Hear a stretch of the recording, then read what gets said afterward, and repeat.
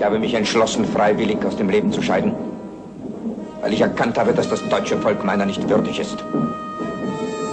That was an actor. Here is the man himself. The most filmed and photographed face in history. A mask for every appearance.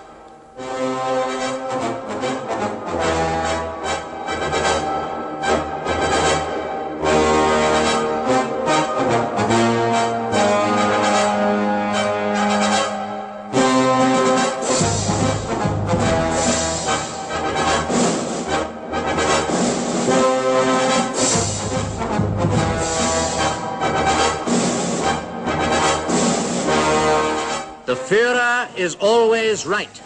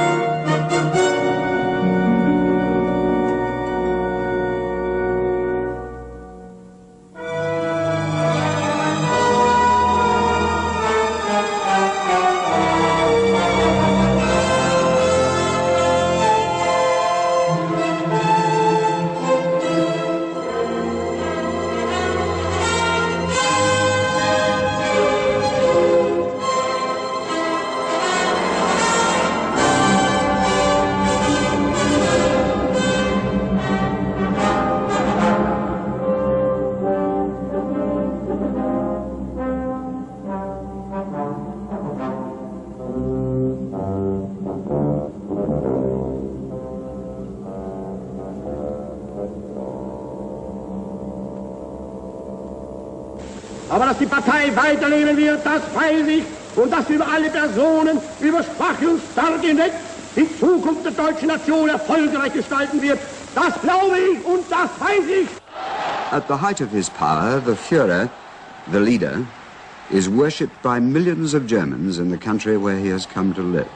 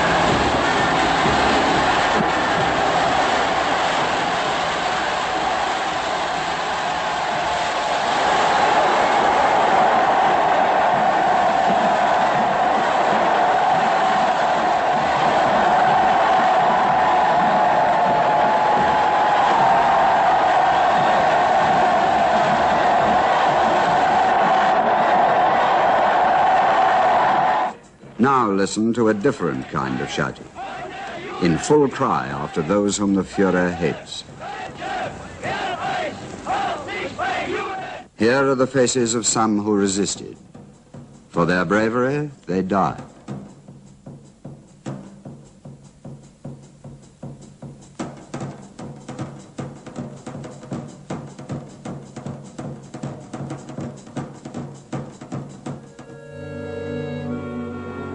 But, we ask today, how was it possible for these seemingly peace-loving, honest, industrious German people going about their everyday lives so easily to become the captive minds, the abject slaves of a man who could say, It is not by the principles of humanity that man lives or is able to preserve himself above the animal world, but only by means of the most brutal struggle.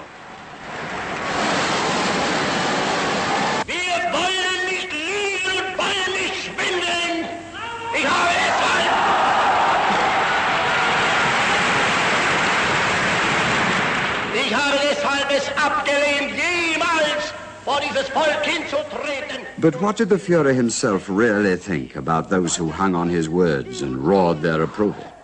The intelligence of the masses is very restricted, and their ability to understand is feeble. Any German, if he had liked, could have read these words in Hitler's own book, Mein Kampf. Und nicht zu ruhen, bis endlich diese Erscheinung aus dem deutschen Leben beseitigt sein würde.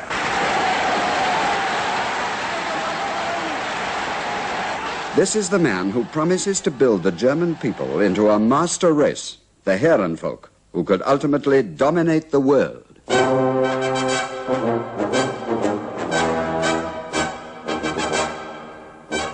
He tells them, The stronger must dominate and not blend with the weaker, thus sacrificing his own greatness. Only the born weakling can think of this as cruel. how did this happen? What did it mean to the German people and to the whole world? This is what concerns us today. To find some of the answers, we must go back into history. The archives are rich in pictures and words, even in the days of silent films. The Great War is over. Germany is a republic for the first time in her history. The Reich President is Friedrich Ebert. There is much misery, much hunger, and hunger breeds unrest. The legacy of the Kaiser's imperial monarchy still weighs heavy on the land. The moderate Social Democrat Party and the center parties of the middle classes are flanked by extremists on the right and on the left. The extreme left clamors for a real revolution to wipe out the remains of the Kaiser's regime, the officials and the officer class who are still powerful.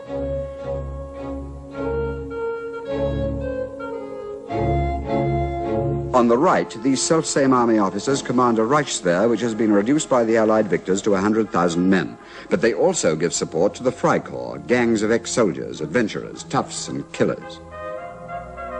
Outbreaks of violence in the streets are bloody and frequent.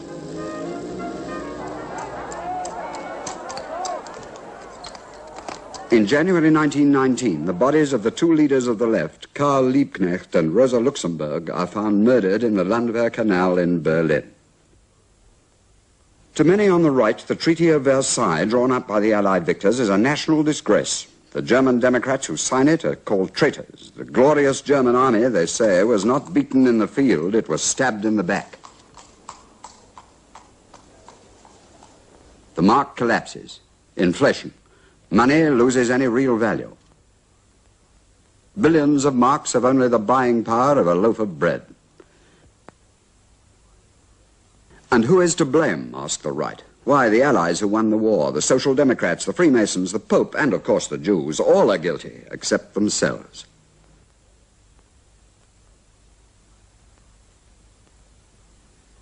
Such are the troubled conditions in which the young Weimar Republic strives to grow up. Munich, capital of Bavaria, is a hotbed of right extremists. One of the most influential is General Ludendorff, the man who commanded the beaten German army and who persuaded the Kaiser to surrender.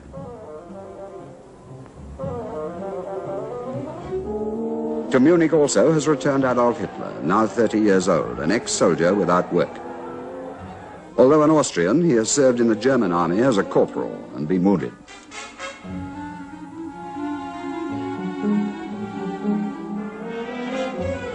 The Reichswehr hires him as a secret agent. He is instructed to spy on a small group of people who meet in Munich beer cellars, soon to call themselves the National Socialist German Workers' Party, or the Nazis. Hitler joins the party. He says, It was the most decisive resolve of my life. From here, there could be no turning back. A dynamic speaker and good organizer, as well as a born expert in propaganda, Hitler quickly becomes the party's leader. He organizes strong-arm gangs to protect his own meetings and to break up those of his opponents. He calls his stormtroopers the Sturmabteilungen, the SA. He is popular with the ladies of certain wealthy Munich families. One of them presents him with a whip of rhinoceros hide, which he always carries with him at this time. Among his early associates are faces which are to become all too familiar. Ernst Röhm, ex-army captain, homosexual, but a skillful organizer. Later, he is to become commander of the SA, a tough, brown-shirted army of some 2 million stormtroopers. Hermann Göring, captain in the Air Force in the First World War, a drug addict. Later, to become commanding general of the Luftwaffe, brutal, but with a child's love for gaudy uniforms and medals and the comfortable way of life. Rudolf Hess, also an ex-airman, a muddled, vague idealist, to become the Führer's faithful deputy. Alfred Rosenberg, self-styled philosopher, self-appointed expert on Eastern matters. His mythical nonsense will fit in well with his master's ideas. Julius Streicher, ex-schoolmaster, noted pervert, sadist, to become Jew Beta #1, editor of Der Stürmer, demanding the extermination of the Jews. Heinrich Himmler, ex-chicken farmer, by his looks a mild-mannered man, but to become head of the Gestapo and the SS, his brutality to be without equal.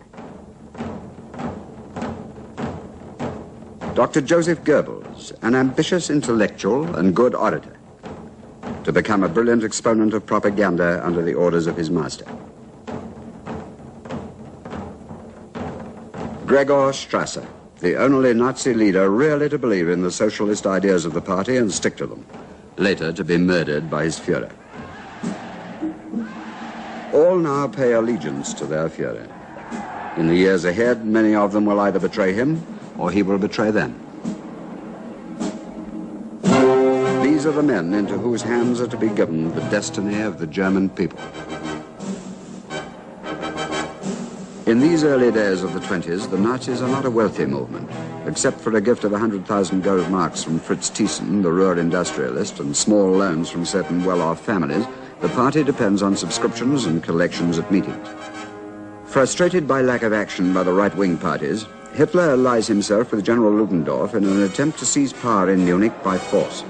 November the 9th, 1923. They stage a putsch. The police open fire. Hitler is one of the first to run. Only Ludendorff keeps marching. 16 Nazis are killed. The putsch ends in fiasco. In the years to come, Hitler is to make the 9th of November into a memorial day of bigger and bigger ceremonies. The 16 dead Nazis are turned into national heroes. Truth is buried under a myth of ritual death worship. One gigantic propaganda lie. Von Pape, Theodor von der Pforten,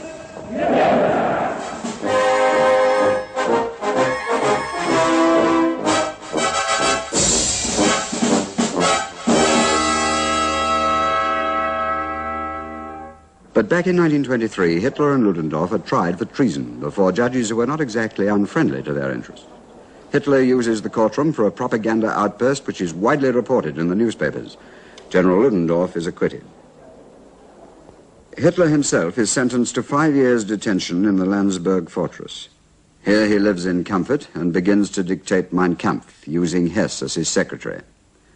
Other hands, including Father Stempfler, later to be murdered during the Night of the Long Knives, turn the manuscript into readable form. After less than a year, Hitler is released, but the Nazi Party itself is in ruins. Meanwhile, the young Weimar Republic has found its feet and has gained goodwill abroad. When President Ebert dies, he is succeeded by the aging Field Marshal von Hindenburg, a man who, because of his traditional army background, could never be a Republican, let alone a Democrat. But to the Allied victors, he appears to be a symbol of stability. And so foreign investment, mainly from America and Britain, begins to flow into Germany. A steady rise in the standard of living lulls the people into a state of false security. And so long as the Republic seems to prosper, the Nazis make little headway. But Hitler continues to harangue any audience who will listen to him. New York, October the 24th, 1929. The bottom drops out of the stock market. The economic collapse which shakes all America is soon to shake the world. With an abrupt cutting off of more loans from abroad, the very cornerstone of German economy crumbles. Thousands of small businesses and shopkeepers shut down. Soon 6 million Germans are out of work. How is it possible, people ask everywhere, for so much poverty to suddenly replace so much prosperity? But Hitler rejoices in this misery of the people. He sees the chance to find new support. He says, "Never in my life have I been so well disposed and inwardly contented as in these days." Propaganda has its greatest effect on a people depressed by hunger and lack of work. Poverty inspires revolution. The communists also begin to gain wide support. Scared by this growth of the left, many German industrialists, bankers, and landowners, never friendly to the Republic, now turn to Hitler and his private army of the SA. They believe that he can be bought as a tool to crush the red danger of the organized workers. So, from industry and big finance, the Nazis now get money to step up their propaganda campaign. At meeting after meeting, Hitler promises everything to everybody. Promises to make Germany strong again. He promises to find work for all. He promises every German woman a husband. He promises to tear up the hated Treaty of Versailles. He promises to stamp out corruption in high places. He even promises to curb the power of big industry and finance, those very powers who are paying for this propaganda campaign, a promise he is not to keep. And all the time he promises to smash the Jews. They are to blame for everything, he screams. This is the one promise he is to keep to the bitter end. Ausgeräumt ist, sondern die Vernichtung der jüdischen Rasse in Europa.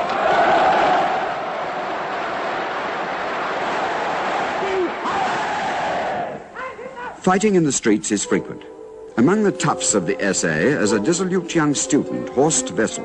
He has written the words to a song used by his local SA group. He is found killed in the street. Goebbels promptly turns the funeral into a romantic martyr's burial. Another gigantic propaganda lie. The Horst Wessel song is even made the official Nazi hymn and later becomes the second national anthem to Deutschland über alles.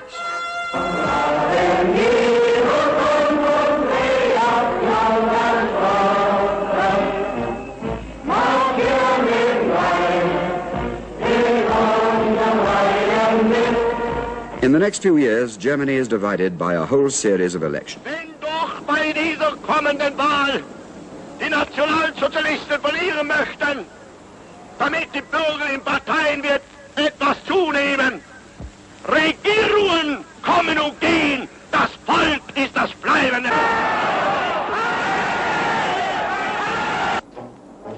All the same, the Nazi Party multiplies its votes more than 7 times.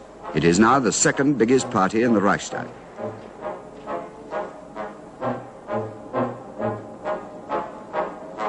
The communists also still steadily gain in numbers. The Social Democrats and the moderate center parties are always the losers. Meanwhile, the army has stood aloof, but watched events with growing alarm. The generals have never supported the Republic. They still dream of a return to the old monarchy. To keep them quiet, Hitler tells them, I have always held the view that any attempt to undermine the army is madness. We will see to it when we come into power that out of our present Reichswehr, a great army of the German people shall arise. For the time being, the generals are satisfied. But from this day on, they will never be rid of the Austrian corporal. They will share in his guilt. When the next election for president comes up, Hitler feels strong enough to challenge the 84-year-old Hindenburg, father figure of the German people.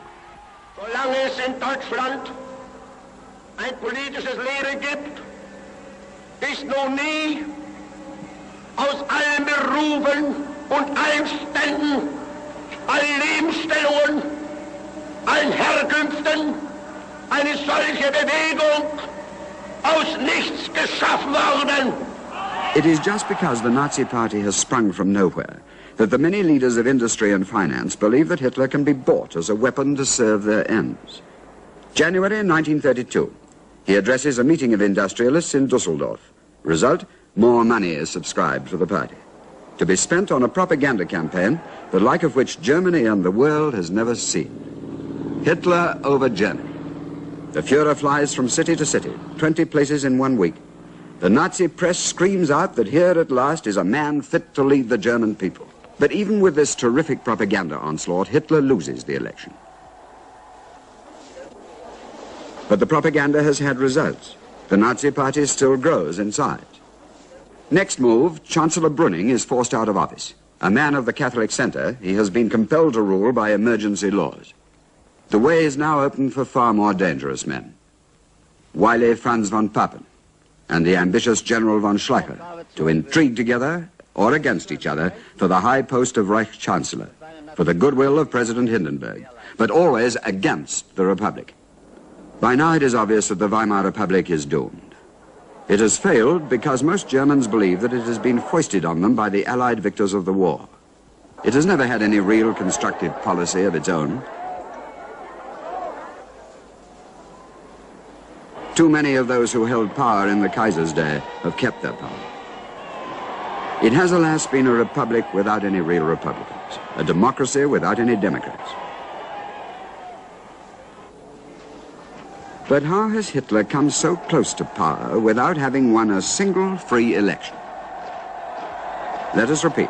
First, the industrialists, the financiers and bankers, the landowners, and the army have seen in Hitler their only bastion against the organized workers. Second, the middle classes have remembered the days of inflation. They fear to lose what they have since gained.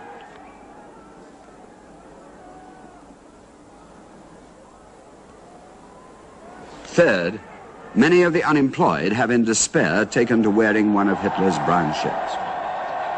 January the 30th, 1933. Hindenburg gives in to the pressures which surround him from all sides.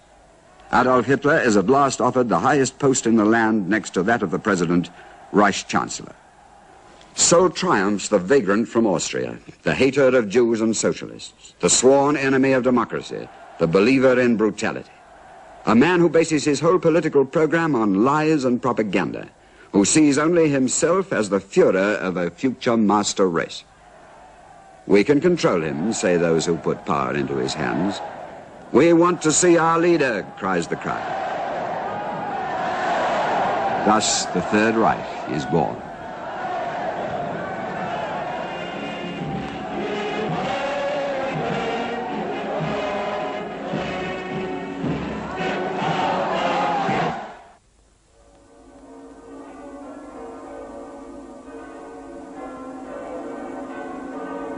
The first Nazi ceremony is another funeral. Their names are unimportant, barely even remembered. Und dass auf diesem Grab einmal eine Flamme aufsteigen soll, die ganz Deutschland erleuchten wird.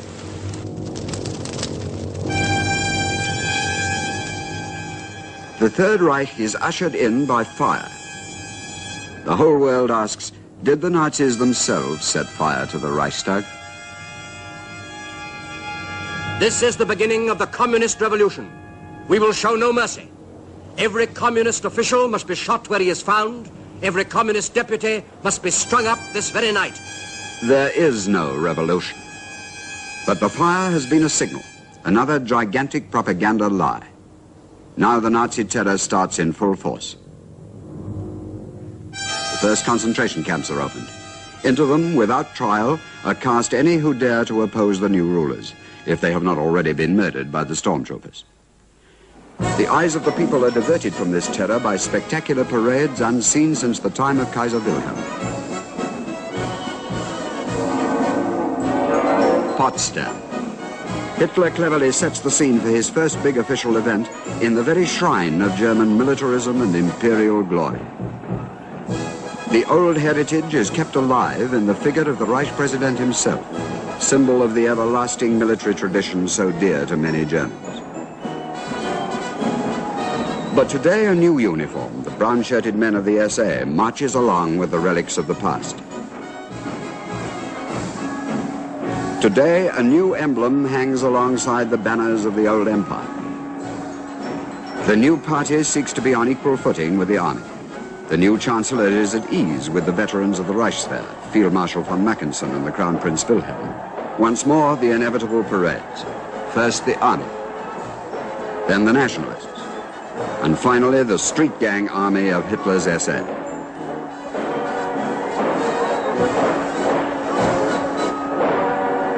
Two days later, the Reichstag meets in its new home, the Kroll Opera House.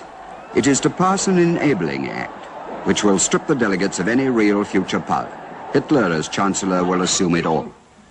The President of the Reichstag, none other than Hermann Goering himself, surveys the proceedings through binoculars. All communist deputies have either been arrested or murdered. Among the many other parties, only the Social Democrats, through Otto Wels, speak out against this ferocious act.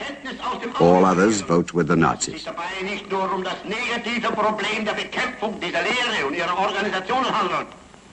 Outside, the stormtroopers bay, "We want the bill, or else fire and murder."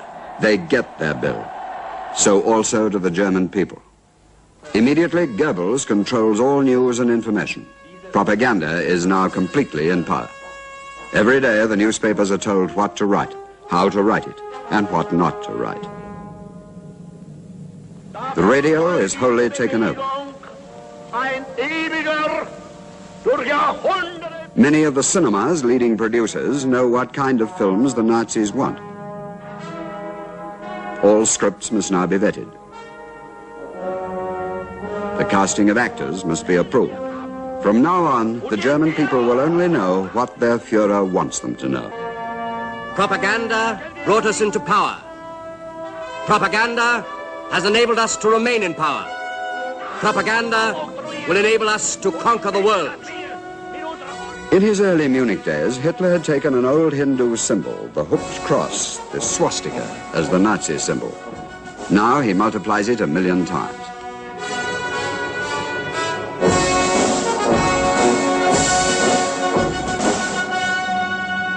From the Romans, he steals the standards which are to dominate every ceremony.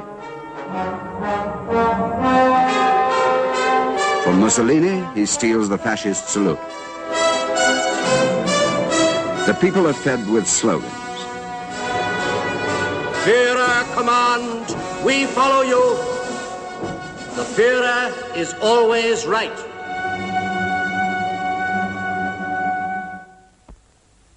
Hitler is a man who fears the intellect and hates all intellectuals. So into the flames are flung the works not only of German philosophers, scientists, doctors, poets, playwrights, and novelists, but those of all the world. Students as well as stormtroopers obey the Führer's order. Any culture except Nazi culture must be destroyed. May Day, 1933. Up till now, the Nazis had jeered at Labour's traditional day. But now it is to be celebrated as never before.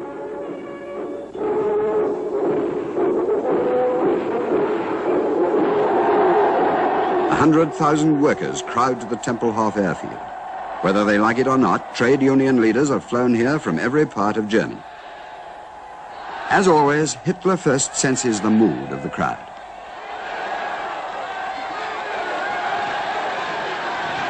Then he tells them,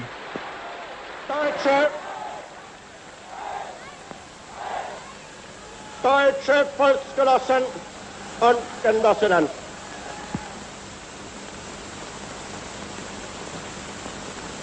Der Mai ist gekommen. You will see how untrue and unjust is the statement that our revolution is directed against the German workers. Honor work and respect the worker. And the very next day, stormtroopers seize all trade union headquarters, steal their funds, and throw any official who resists into a concentration camp. The unions are totally disbanded.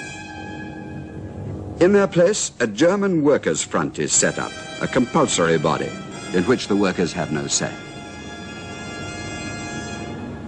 On July the 14th, the official gazette announces, the German government has enacted the following law, which is herewith promulgated. Article 1, the National Socialist German Workers' Party constitutes the only political party in Germany. Hitler can now afford to jeer. Und ich glaube nicht, dass die Gegner, die damals mochten, heute auch noch lachen.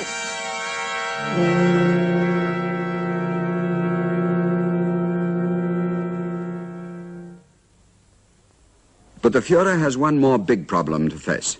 As early as 1933, he has planned for a European war, for Lebensraum, living space for the German Herrenvolk. But for a war, he must have the full support of the professional army. The SA, now some 2 million strong, is all very well for striking terror into the people, but it would be useless to fight a modern war.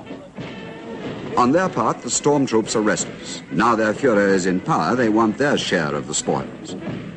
But for Hitler, the support of the army comes first. An army which has watched with alarm the growing strength of the SA under its Chief of Staff, Ernst Röhm. Mit das Verdienst, jetzt einzeln, nicht der einfachen SA-Mannes ist, wenn heute ein anderes Deutschland Welt gegenübersteht. So when Hitler sets out with the commanders-in-chief of the army and navy for spring naval maneuvers, he is thought to have pulled off a secret double deal. Some say he ruthlessly agreed to sacrifice the SA in return for the High Command's promise to back him to succeed the aged Hindenburg when the old man dies.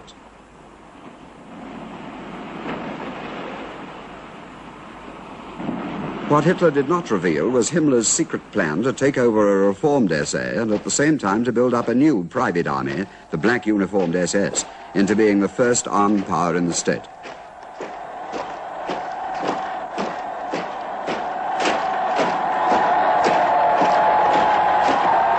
June the 30th, 1934, the night of the long knives, one of Hitler's most blatant acts of treachery against his former friends. Not only Röhm and many other SA leaders are murdered, but also Gregor Strasser, General von Schleicher and his wife, and hundreds of others against whom some Nazi bears a private grudge.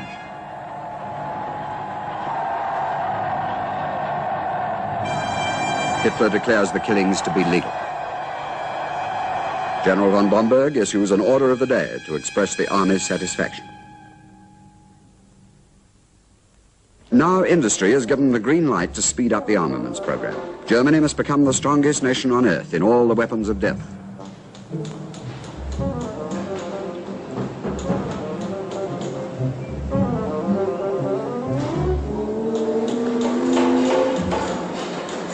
The people are given yet another new slogan. Guns before butter.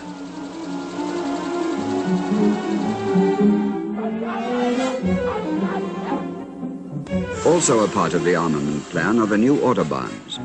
Impressive highways like these, so often admired by visitors to Germany, had been built in other countries.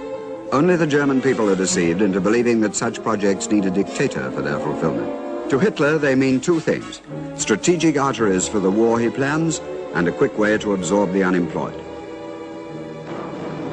When President Hindenburg dies, Hitler promptly announces that he himself will now combine the offices of Reich President and Reich Chancellor and become Supreme Commander-in-Chief of the Armed Forces, the all-high Führer of the German people. From now on, all officers and men must swear an oath of allegiance not to their fatherland, but to Adolf Hitler.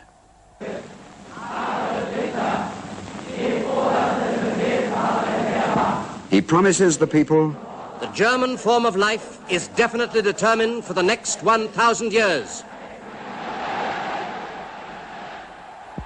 It is definitely determined, too, for the Jews in Germany, the arch objects of Hitler's hatred.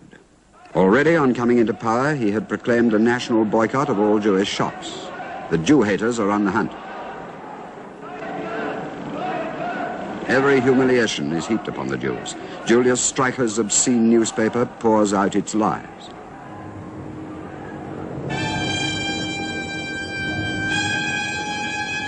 It's nothing to do with us, say most Germans. Why should we stop and interfere? Now, in 1935, Hitler orders his experts to draw up special laws for the suppression of the Jews. By these, they are degraded as if they were lepers. In whatever trade or profession, they are stripped of almost all they possess. Many who have foreseen what is to happen have been able to flee the country. World-famous scientist Albert Einstein was one. They are the lucky ones. Many, many more remain to be persecuted or done to death.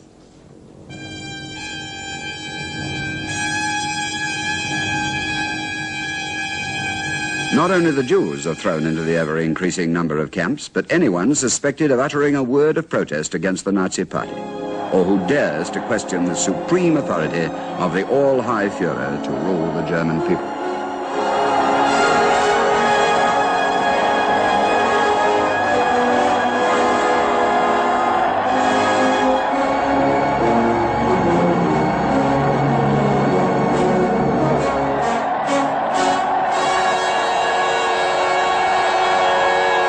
We're at Berchtesgaden, the mountain retreat that Adolf Hitler has built for himself, overlooking the Bavarian Obersalzberg. I go the way that Providence dictates with the assurance of a sleepwalker. We know today the crimes for which this man was responsible, but what do we really know of his private life? At that time, Hitler was a myth to the German people, unreal, remote. He has a fixation about becoming ill. He does not drink or smoke. He is a vegetarian, but he likes cream cakes and sweets. When he relaxes, he likes to have played an old German children's tune. He does not know that the world knows it too.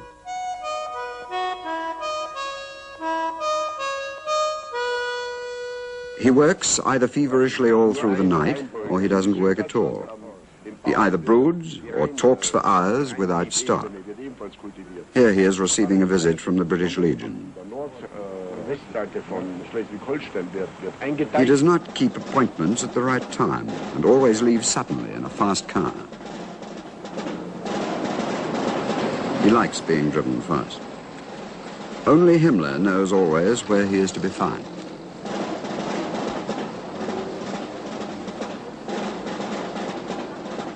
He likes big rooms and thick carpets. His education was small, and now he reads mainly books about war and military matters. He is a man without real home or family. Marriage might shatter the halo of a lone Führer whose only love must be for his people. He does not marry until the day of his eventual suicide.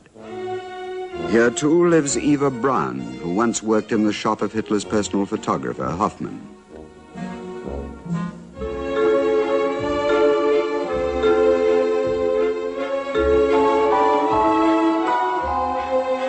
Years younger than the Führer, she has succeeded Adolf's first, and some say only, love, Deli Rabal, of whom he was fiercely jealous.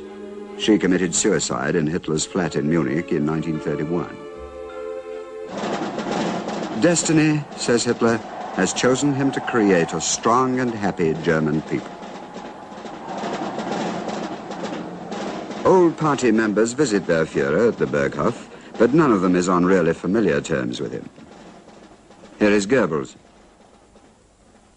von Ribbentrop, foreign minister. Right Himmler, in the middle Heydrich, his amiable helper, in the center Speer, then Hitler's architect. Martin Bormann, said by some to be still alive. Hitler and Goebbels know the publicity value of the Führer's sentimental fondness for animals and for children. He is photographed with them as often as possible.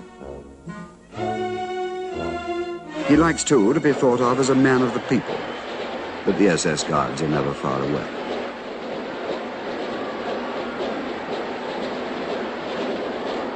Of this man, who was to be the most photographed in the world, we have no films of his youth in Austria, where he was born in 1889. But we have all seen the familiar photographs of him as a baby, and of his father, a customs official with whom he quarreled. Of his mother, whom he is said to have loved. He came partly from peasant or farm workers' stock. His grandfather was not known, but his family was never poor. At school, young Adolf was not exactly bright. He did not do well. After his father's death, Adolf in 1907 went to Vienna, but was rejected by the Academy of Arts for lack of talent. But he liked to call himself an artist. These sketches for advertisements, believed to have been made when he was 22, reveal how good his art was.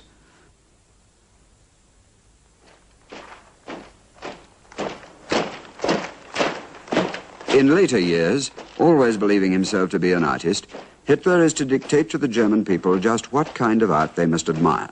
His choice must be their choice. He helps to design the House of German Art in Munich. He makes the choice himself of what paintings and sculpture shall be exhibited. The work of all modern imaginative artists is denounced as being degenerate.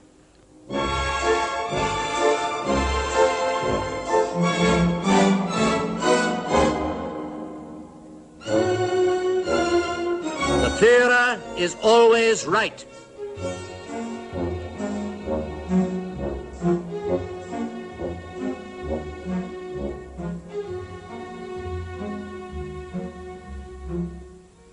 From his first days in Vienna, Hitler has worshipped the music of Wagner. As Führer, he is often welcomed to Bayreuth by Winifred Wagner, the composer's daughter-in-law. He claims to have seen Götterdämmerung over 100 times. Hitler was attracted in his youth to the heroic twilight of German mythology through the works of a crank philosopher, Lanz von Liebenfels. Later, his phony racialist, Rosenberg, is to transform this cult into the Nazi concept of a Germanic master race, a barbaric, legendary world, bedeviled by treachery and violence, the bloodbath of the Götterdämmerung, Valhalla going up in flames. Hitler himself said, "We are barbarians. We want to be barbarians. It is an honorable title." Hitler knows how deeply rooted in the German tradition is this cult of the Nordic and Teutonic pagan myth world, this morbid love for the void of dark thoughts. Cunningly, he sees how it can be used. From the blood-stained twilight world of Valhalla, it is but a short step to the parades and rallies of the Nazis.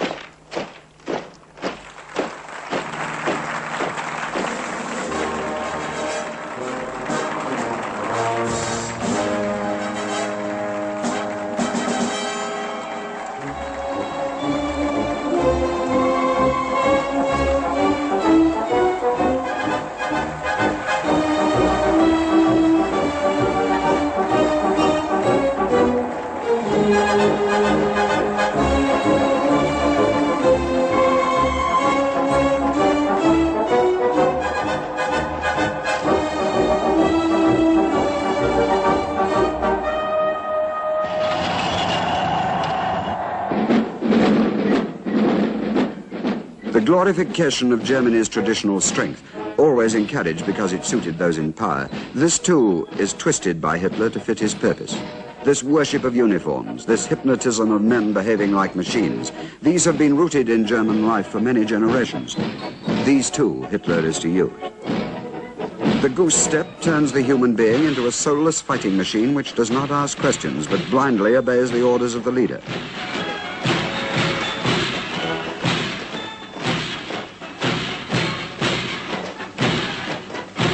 Hitler himself said, "It is the army which has made men of us all. But when we look upon the army, our faith in the future of our people is always reinforced." He sees himself as following in the steps of those men who had built Germany into an aggressive nation, Frederick the Great and Bismarck. Not one of the Nazi leaders are men of original thought or ideas. They have simply seized on old ideas and beliefs which have their roots in German history and twisted them to fit the Nazi ideology.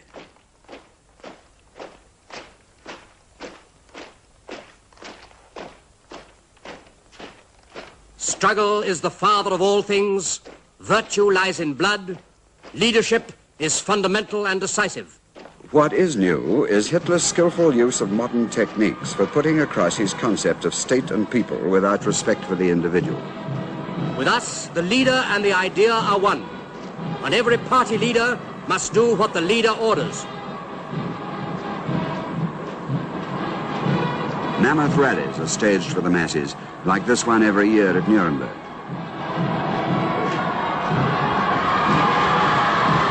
They are filmed and photographed so that the rest of the world may see.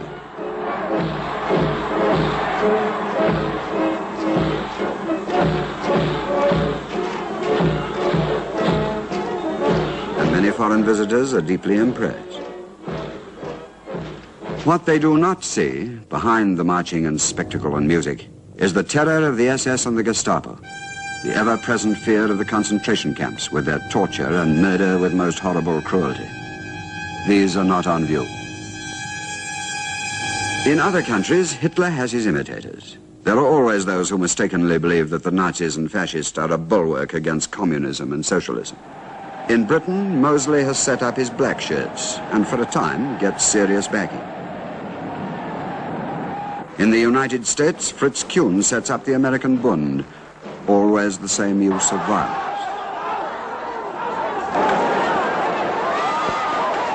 In France, there is the Croix de Feu. In Belgium, de Grelle and his Rexist follow the same fascist pattern. The cult of violence can threaten to take root and flourish in any country at any time.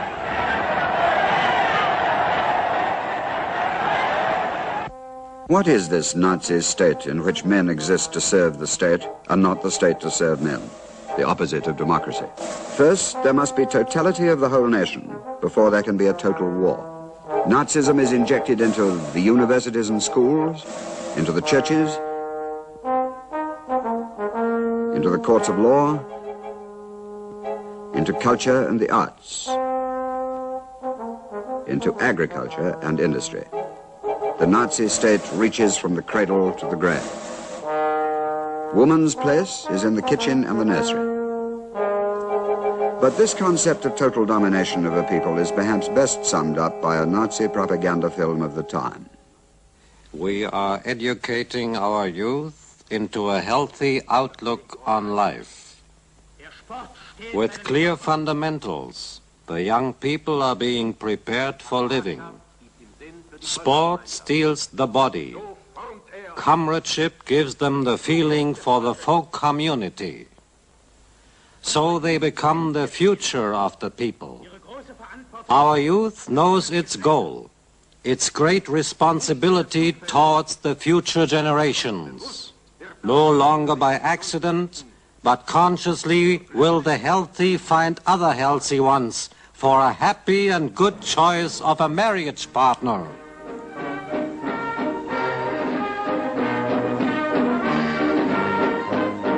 Give of your best to your people, then you will belong to the best of all people. Dann werdet ihr zum besten Volke gehören.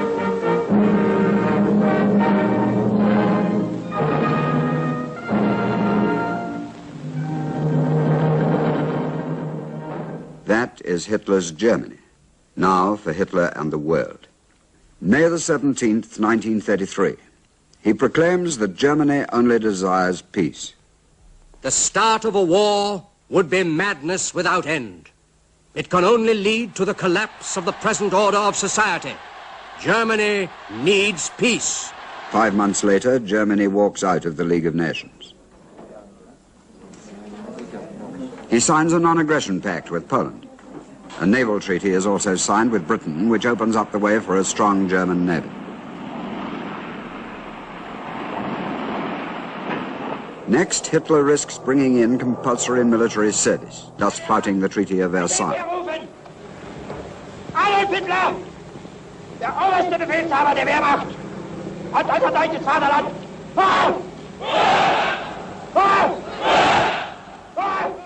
March 1936.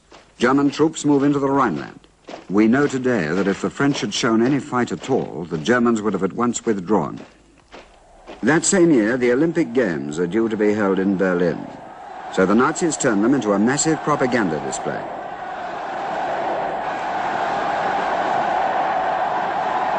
Thousands of visitors come from overseas.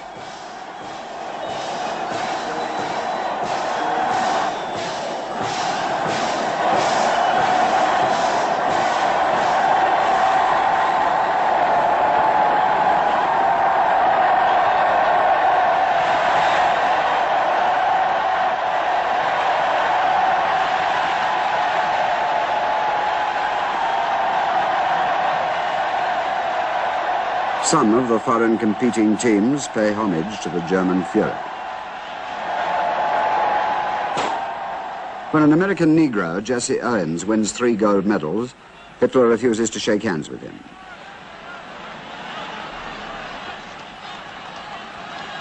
As the world watches sport, General Franco, a new would-be dictator on the European scene, leads a revolt against the Spanish Republican government.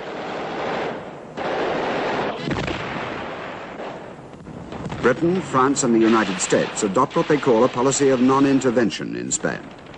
Hitler and Mussolini announce a similar policy and promptly send troops, experts, airmen and equipment to help Franco's army. For the German High Command and war technicians, this is a golden opportunity to experience war in its actuality, a rehearsal for what is to come, especially in aerial warfare.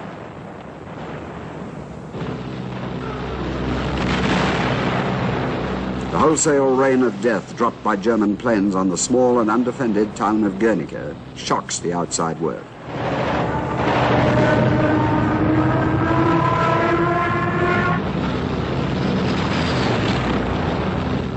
Helped by the Russians at a price and by volunteers from many countries, the Spanish government holds out for 3 years.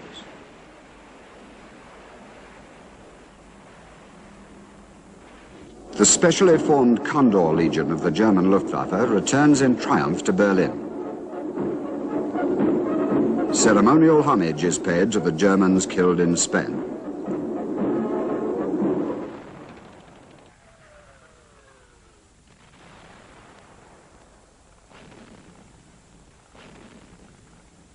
(1937).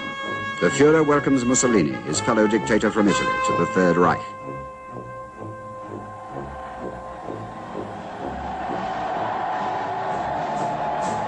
Il Duce is to be impressed with the ever-growing might of Nazi Germany.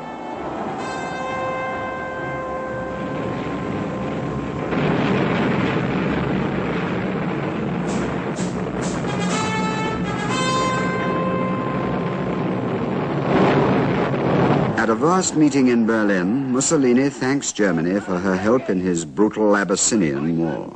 Den Sanktionen nicht angeschlossen. Wir werden das niemals vergessen. And the Führer replies, Dieser Völkerkundgebung aber ist der aufrichtige Wunsch, unseren Ländern jenen Frieden zu garantieren. Peace, did Hitler say? In Austria, Hitler's homeland, another little dictator, Dollfuss, has already set himself up. He has smashed the workers' organizations, but only to open up the way for the Austrian Nazis. Dollfuss is murdered. When Schuschnigg, the new prime minister, tries to save what he can by a general vote of the people, Hitler gives orders for his army to march. I intend to invade Austria with armed forces in order to establish constitutional conditions and to prevent further outrages against the pro-German population. I will direct the whole operation myself. Only 3 years earlier, he had said, Whoever lights the torch of war in Europe can wish for nothing but chaos. always and again, the technique of the big lie, the mask of peace on the face of war. Millions of Austrians welcomed the Führer to Vienna, the city he had left as a frustrated and bitter young man. Only some 67,000 people have had first to be arrested by Himmler's SS. March the 14th, 1938. Hitler stands on the balcony above the crowd. He tells them, I believe that it was God's wish to send a youth from here into Germany, to let him grow up and to raise him to be the leader of the nation, so that he could lead back his homeland into the Third Reich. Krieg, die Nationalsozialistische Partei und die Wehrmacht unseres Reiches. Sieg heil!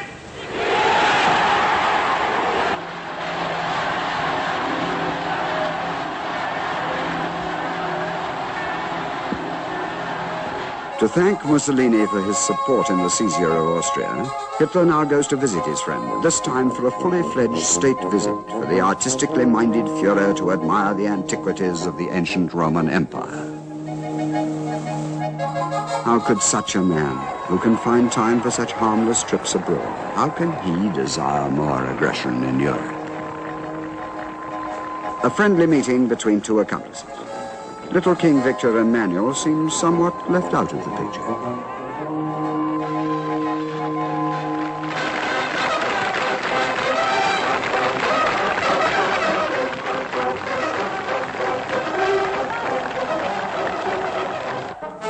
Peace, did Hitler say? Next move, Czechoslovakia.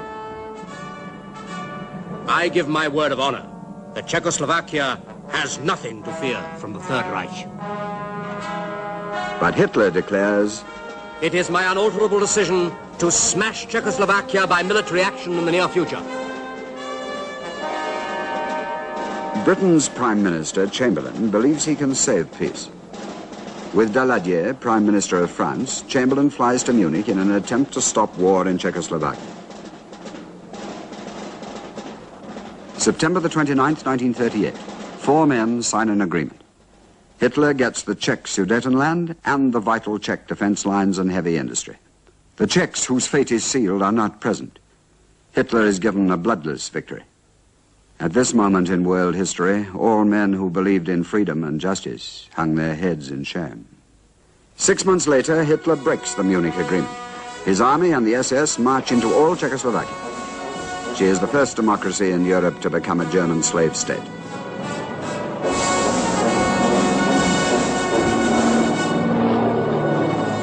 The triumphant Hitler shouts to his secretaries, "This is the greatest day of my life. I shall go down in history as the greatest German." He has again taken the chance, and again his bluff has come off. Now influential foreign personages pay their respectful homage to the all-conquering Führer.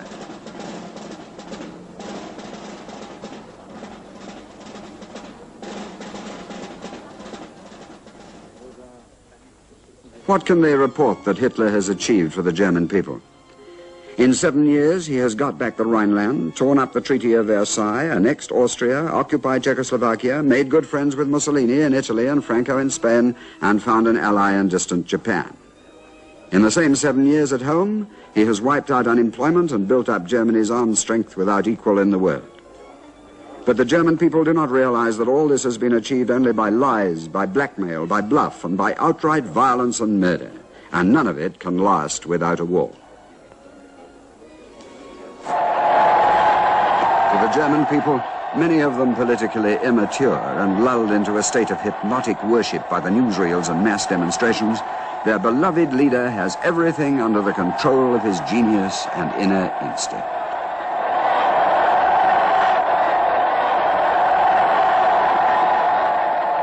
Berlin, April the 20th of this critical year of 1939.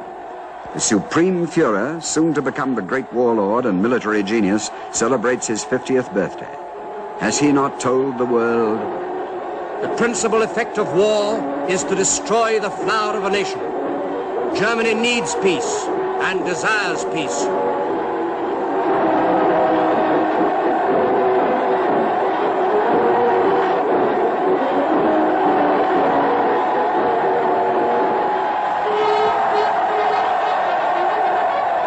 As the storm clouds gather over Europe, even Mr. Chamberlain is now alarmed.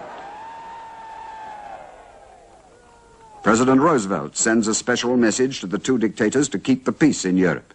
To this, Hitler replies without actually answering a single point. We know today that if an understanding could have been reached between East and West, Hitler might not have gone to war. But the British conservatives do not trust the Russians. The Poles will not allow a single Russian soldier to set foot in Poland. Stalin, failing to get an agreement with the Western democracies, now decides to come to terms with his deadly enemy and signs the Soviet-German Pact.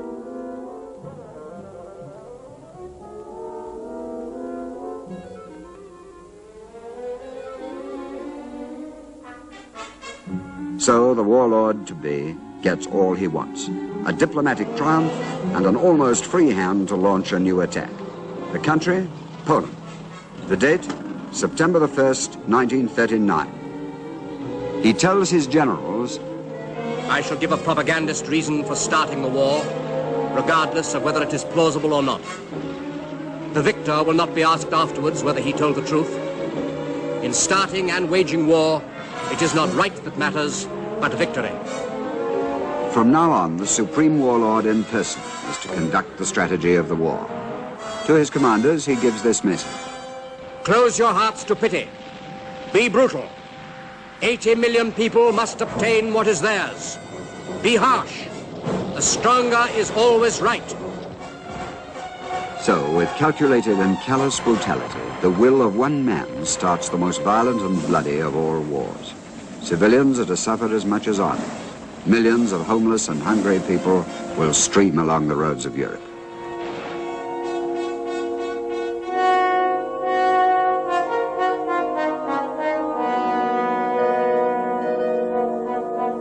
From his headquarters in a specially equipped railway coach, the Führer orders an all-out air blitz on Warsaw. The lessons learned in Spain are now put into action.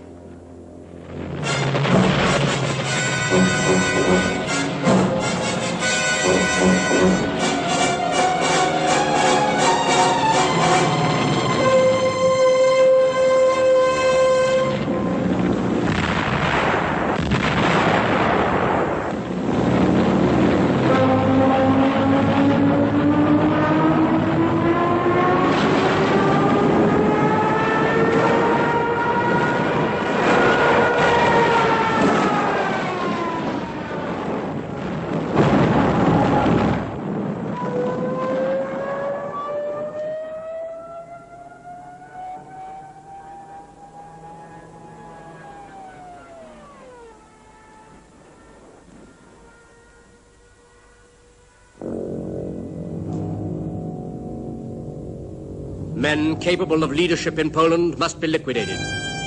Those who follow them must be liquidated in their turn. There is no need to send these elements to concentration camps in the Reich.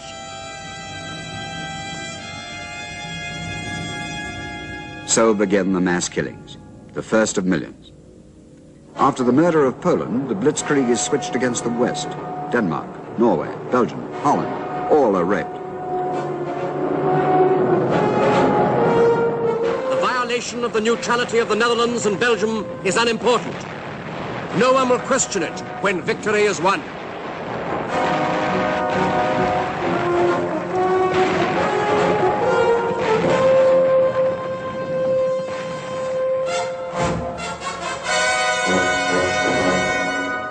Now it is the turn of the French people to suffer.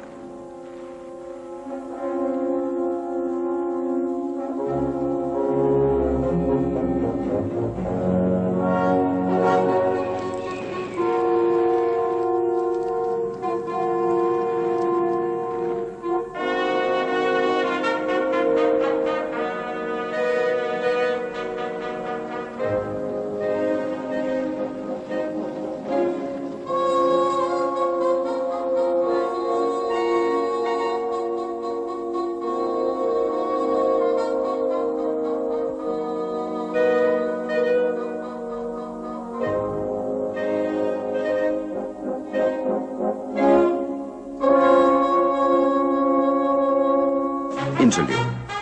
The Führer meets Il Duce in Munich. Mussolini is anxious not to miss his share of the plunder.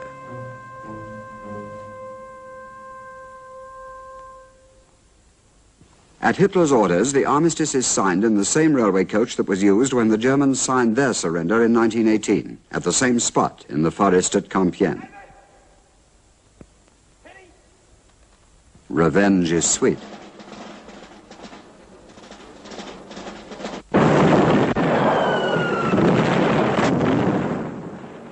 London, September 1940. Britain is bombed nightly with terrible hurt.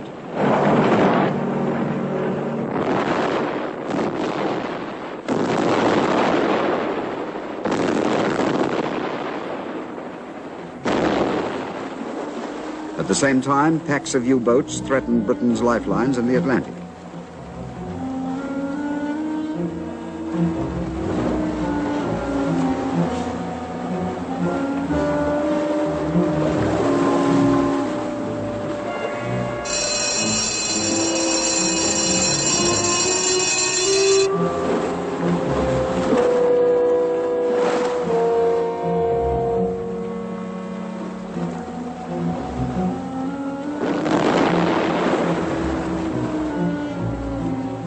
So Britain is cut off, alone.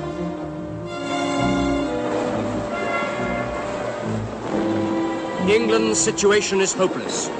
The war has been won by us. A reversal of the prospects of success is impossible.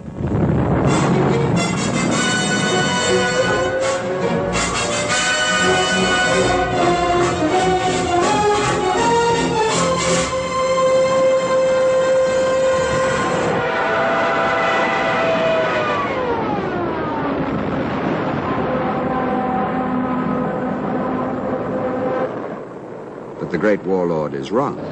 British fighters blast Goering's Luftwaffe out of the daylight sky.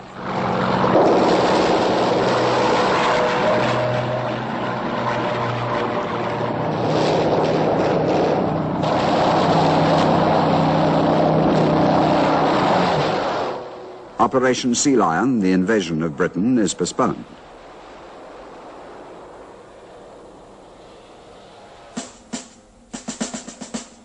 At his headquarters, Hitler confers with his high command, or rather gives them orders. The military genius tells his generals, the German armed forces must be prepared to crush Soviet Russia in a quick campaign before the end of the war against England. Since the summer of 1940, Hitler has been planning an all-out attack on Soviet Russia, despite their pact. But before he can put Operation Barbarossa into action, he must protect his rear. The horizon does not look bright. Despite all the swift German victories in Europe, Mussolini has suffered humiliating defeat by the British in North Africa. In Britain, the British people still stand firm. In Spain, Franco will give no aid. So to force his hand, Hitler speeds to a meeting on the Spanish frontier. Did he not help Franco in his civil war?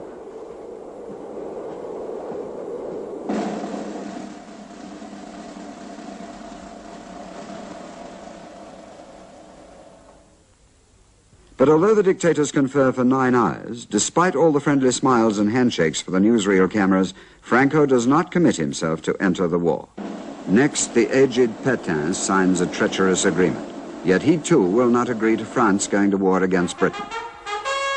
Then in Florence, Hitler finds that his friend Mussolini has moved behind his back and invaded Greece, only to meet with defeat. So before launching his attack on Russia, the Führer invades Yugoslavia and Greece. Operation Barbarossa is put back by 4 weeks. Bulgaria, Romania, and Hungary have all become German satellites. The swastika is now hoisted over the Acropolis in Athens. The warlord is soon to set up his new headquarters, the Wolfschanze, or Wolf's Lair, near Rustenburg in a remote forest in East Prussia. From here, he conducts the strategy of the great battle against Russia. On a 1,000-mile front from the Baltic to the Black Sea, the German divisions attack.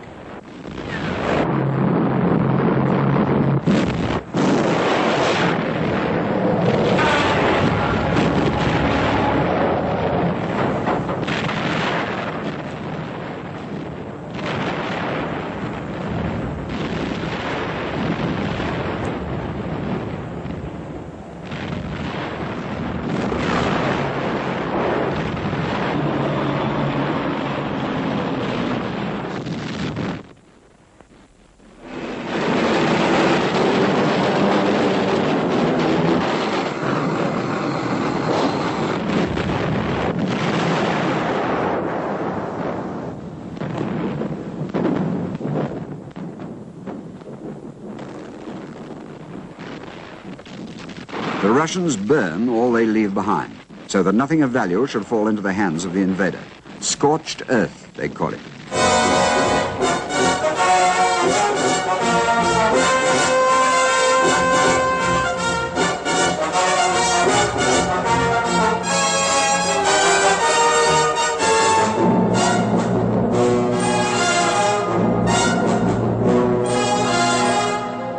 Russian prisoners are taken by the thousand. Says Reich Marshal Goering, in the camps for Russian prisoners, they have begun to eat each other. This year, between 20 and 30 million persons will die of hunger in Russia. Perhaps it is as well that this should be, because certain nations must be wiped out.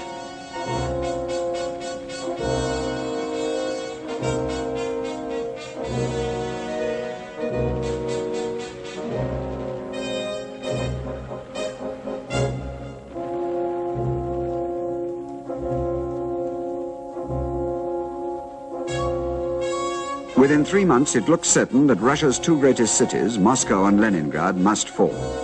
Says the warlord in a moment of triumph, we have only to kick in the door, and the whole rotten structure will come crashing down.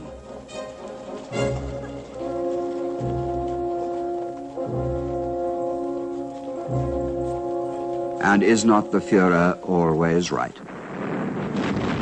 But neither city falls. The Red Army fights back with a ferocity that the German armies have not met before. The whole campaign is 4 weeks behind plan. Those fatal 4 weeks lost when Hitler massacred Yugoslavia and Greece. The grim Russian winter bogs down the German armies, up till now invincible. Hitler's troops are without proper clothing or equipment. The military genius had neglected to plan for a winter campaign.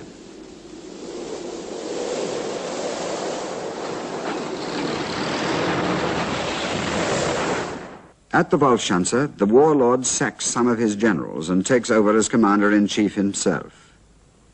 He explains. This little matter of operational command is something that anyone can do. The task of commander-in-chief is to train the army in a national socialist way. I know of no general who could do it as I want it done.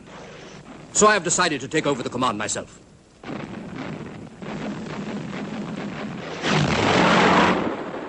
December the 7th, 1941.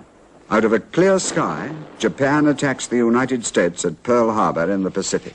4 days later, the Fuhrer declares war on America. A vast new power is now to be reckoned with. Meanwhile, in all the conquered lands of Europe, Adolf Hitler's promised new order is being brought into force. Heinrich Himmler, supreme head of the SS, speaks about it. What other nations can offer in the way of good blood of our type, we will take, if necessary, by kidnapping their children and raising them among us. Whether other nations live in prosperity or starve to death like cattle interests me only insofar as we need them as slaves for our Kultur. Whether 10,000 Russian women fall down from exhaustion while digging an anti-tank ditch interests me only insofar as the anti-tank ditch for Germany is finished. Here speaks Erich Koch, Reich Commissar for the captured Ukraine. We are a master race and must remember that the lowliest German worker is racially and biologically 1,000 times more valuable than the population here. All so-called undesirable elements, all Jews and most Slavs and Gypsies as well, are to be exterminated by straight murder or by being worked to death. From the occupied countries, the Nazis plunder all they can find. Food stocks are the first to be sent back to Germany. Says Hermann Goering to his subordinates, "Whenever you come across anything that might be needed by the German people, be after it like a bloodhound. It must be taken out and brought to Germany." In this way, Goering steals hundreds of treasures from the museums and art galleries of the terrorized lands for his private collection.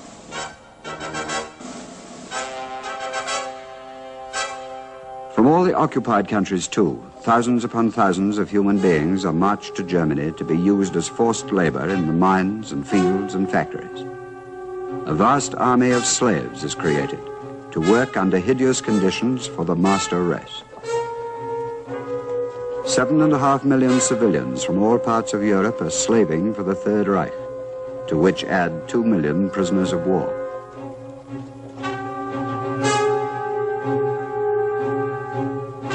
After the rape of Poland, the Germans wall up some 400,000 Jews in the Warsaw Ghetto, sealed off from the rest of the city.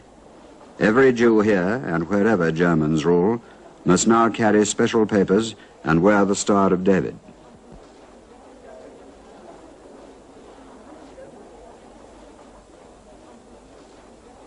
They are allowed just enough food to keep about half their number barely alive.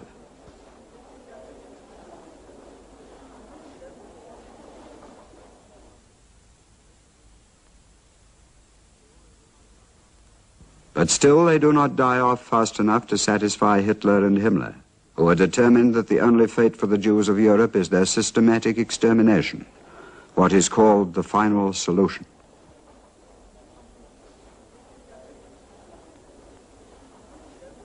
Each day in the ghetto, the Jews are rounded up from their homes or on the streets.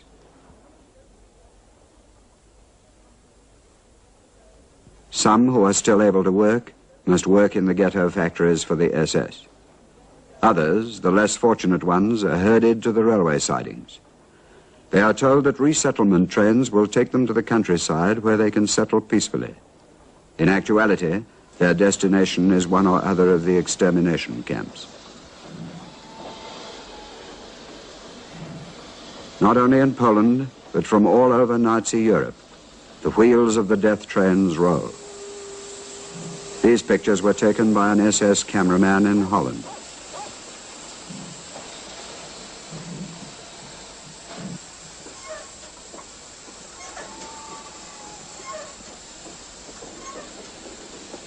A mass transport of human flesh from the Ukraine, from Hungary, from the Balkans, Greece and Italy, from the West, France, Belgium, Austria and Holland, shipped in cattle trucks, mostly without food or water.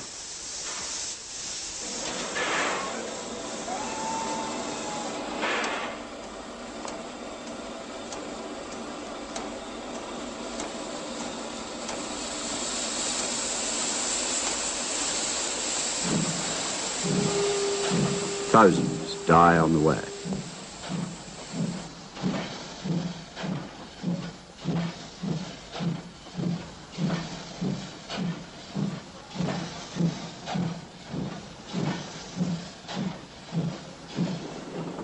On arrival at huge and specially designed camps, they are greeted by music from loudspeakers, partly to lull their suspicions.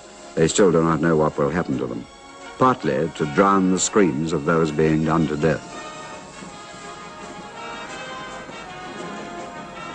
Next comes the process of selection. SS doctors make snap decisions on sight. Those who are judged still to be in a fit state to work are ordered one way to the factories near the camp.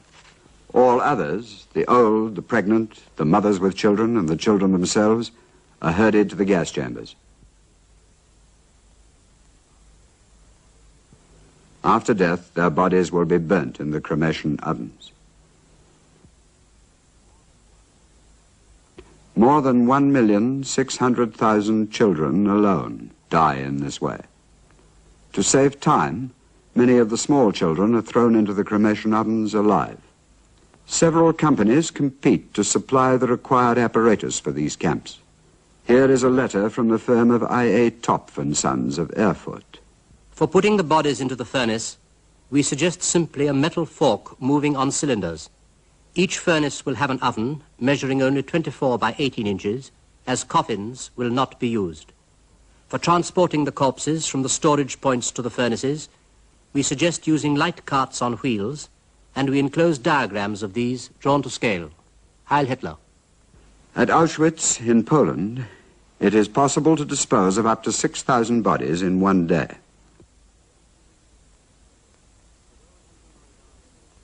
For those who do not die in this way, there are the so-called medical experiments involving incredible pain and certain death.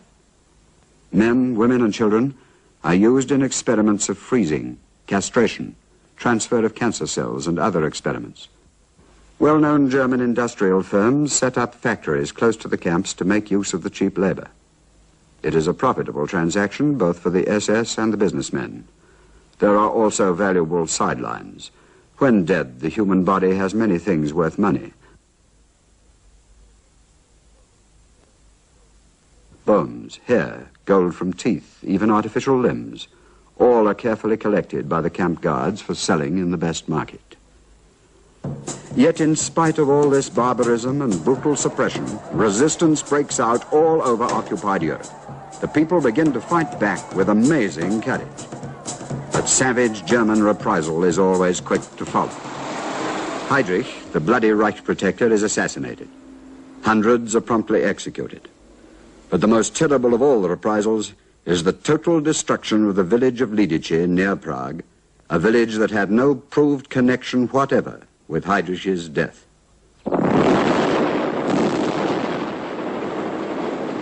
Under the command of Captain Max Rostock, security police shoot every man and boy out of hand. All women are sent to the camps. All children are sent to Auschwitz. The village itself is then systematically destroyed, house by house. The SS is so proud of its work that it is filmed by an official cameraman.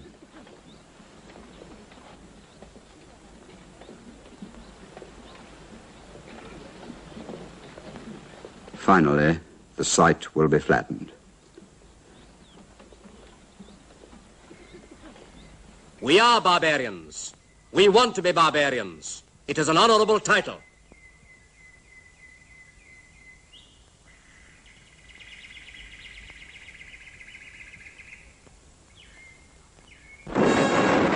(1942), the fateful year.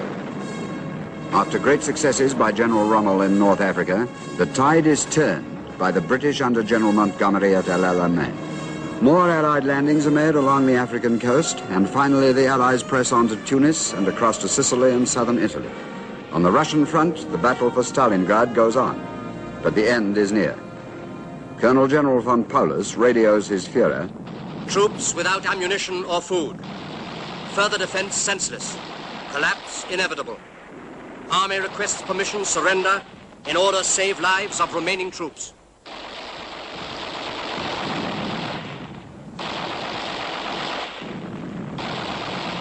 But the warlord is not interested in lives. He replies, "Surrender forbidden. 6th Army will hold their positions to the last man and the last round, and by their heroic endurance will make an unforgettable contribution toward the establishment of a defensive front and the salvation of the Western world." On January the 31st, 1943, 91,000 German troops, 24 generals, and General von Paulus himself surrender. Had the Führer cared for human lives, had he allowed von Paulus to surrender earlier, thousands of both German and Russian lives might have been saved.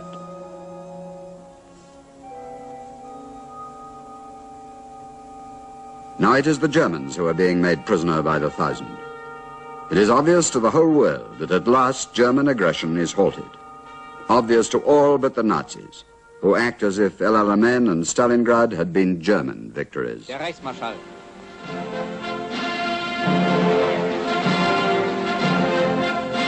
Generalfeldmarschall Keitel, Großadmiral Dönitz, Reichsführer SS Himmler, Generalfeldmarschall von Bock, Generalfeldmarschall Milch, Reichskriegsopferführer Oberlin-Ober. In Berlin, Heroes' Remembrance Day is celebrated as usual.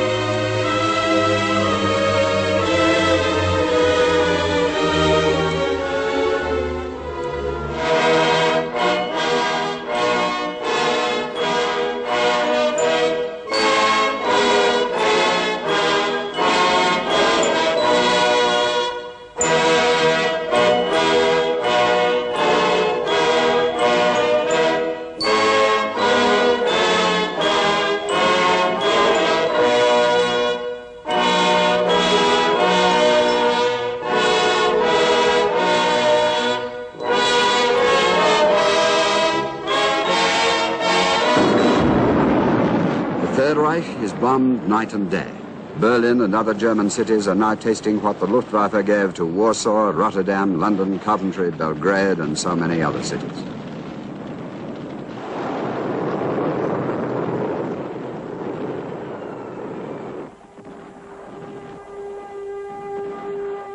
But not in one single bombed city does the Führer show his face. It is left to Dr. Goebbels to keep up the nation's morale.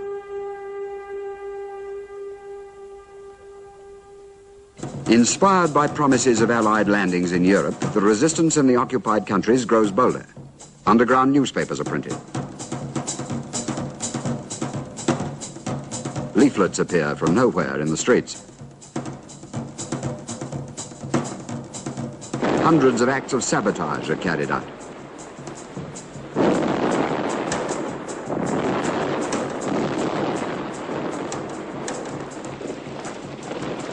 Some 60,000 Jews, all who are left in the Warsaw ghetto, turn on their tormentors and fight back with homemade weapons.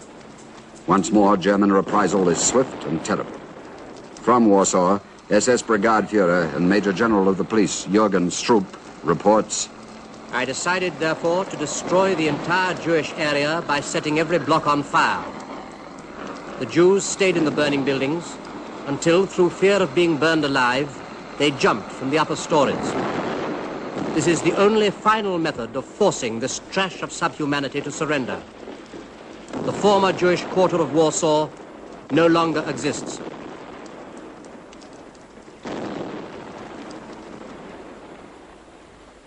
At the outbreak of war, 10 million Jews were living in the territories to be overrun by the Nazis.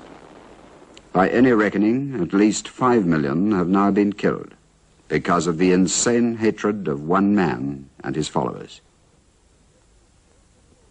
In Germany itself, there has also been resistance to the Nazis since the first day of the Third Reich. But the terror and torture of the Gestapo and the SS have kept such outbreaks secret.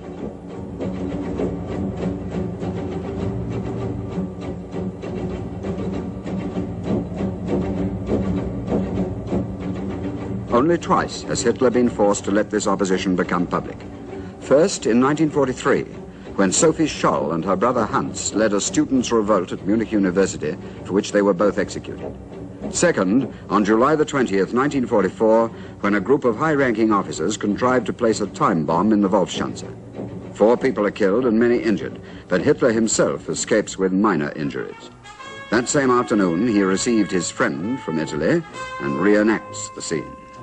After my miraculous escape from death today, I am more than ever convinced that it is my fate to bring our common enterprise to a successful conclusion.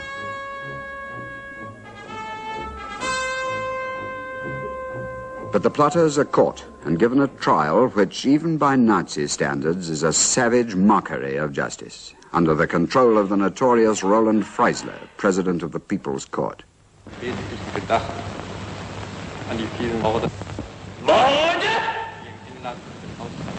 Sie sind ja ein Schäbierlum! The whole trial is filmed so that the Führer can see each night how Nazi justice is dispensed. All are found guilty. Says Hitler, They must be hanged like cattle. they are, with piano wire from meat hooks. Slow strangulation, of which also a film was made, too horrible to show. 7,000 people are arrested by the Gestapo, and nearly 5,000 of them are put to death.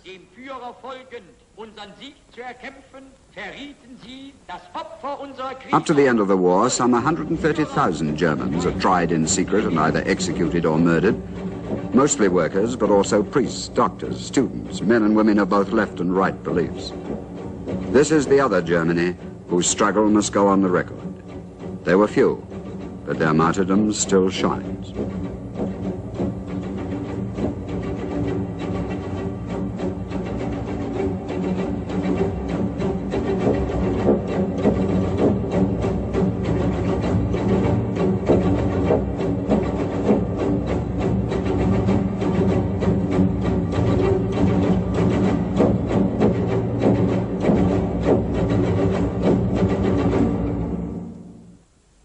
Major Otto Remmer, who helped to smash the July the 20th plot, is made a general. He addresses his men. Wir sind heute Gottlob politische Soldaten. Unser politischer Auftrag lautet Sicherung unseres Lebensraums, Verteidigung unseres deutschen Vaterlandes, Verteidigung unserer nationalsozialistischen Idee, und wir werden diesen politischen Auftrag unter allen Umständen durchführen bis zu unserem endgültigen Sieg. June the 6th, 1944. The Allies land on the beaches of Normandy.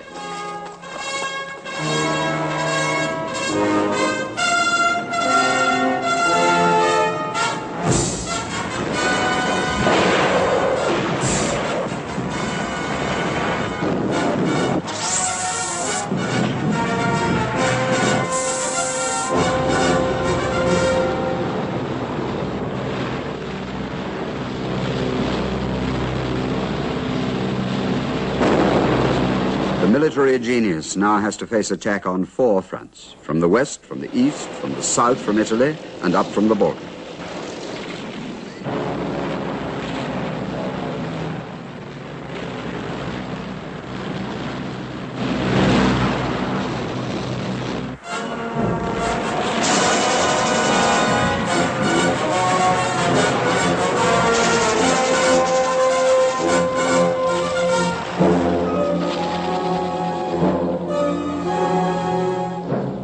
German lives are still thrown into the hopeless struggle.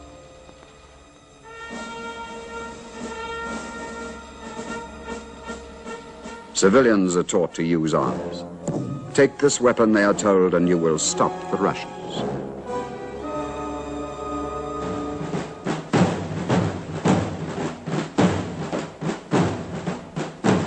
Even the very young and the very old are pressed into service.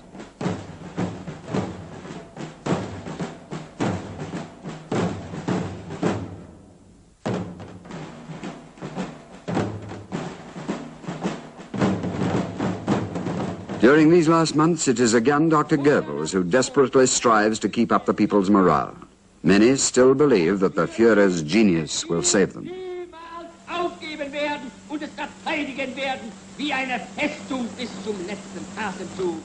Much vaunted secret weapons are launched against Britain.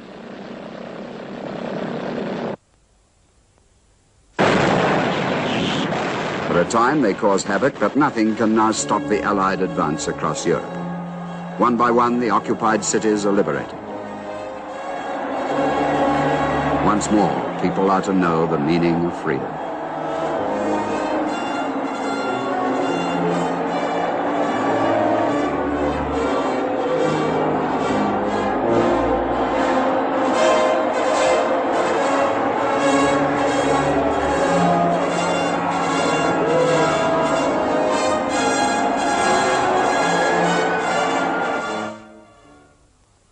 One by one, the Allied armies come upon the concentration camps.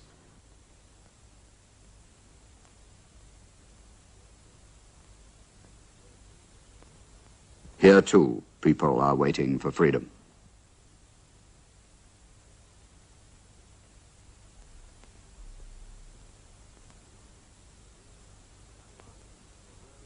At last, the world outside the Third Reich can see the full horror of what up to now has been kept hidden. Dachau, Bergen-Belsen, Buchenwald, Ravensbrück, Chelmno, Mauthausen, Auschwitz, Majdanek, Sobibor, Treblinka.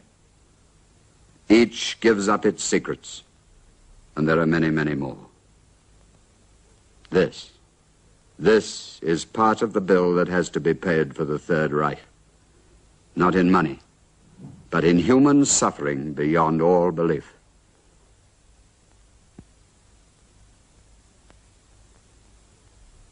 Are these still human beings? To this man, is this just another fiend in uniform come to torture him?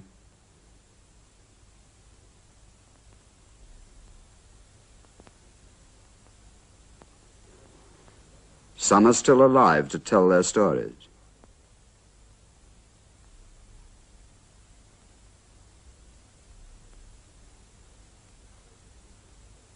Others are too weak for even food to help them.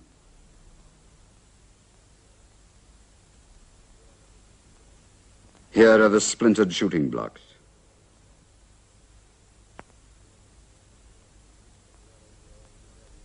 Here are walls bearing the imprint of fingers trying to escape from burning.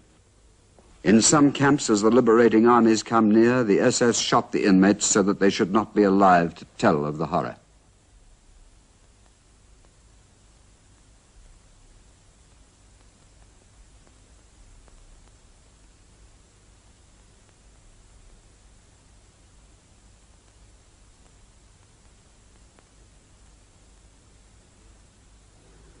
Here, as in so many places, all that can be done is to give the unburied dead a mass grave.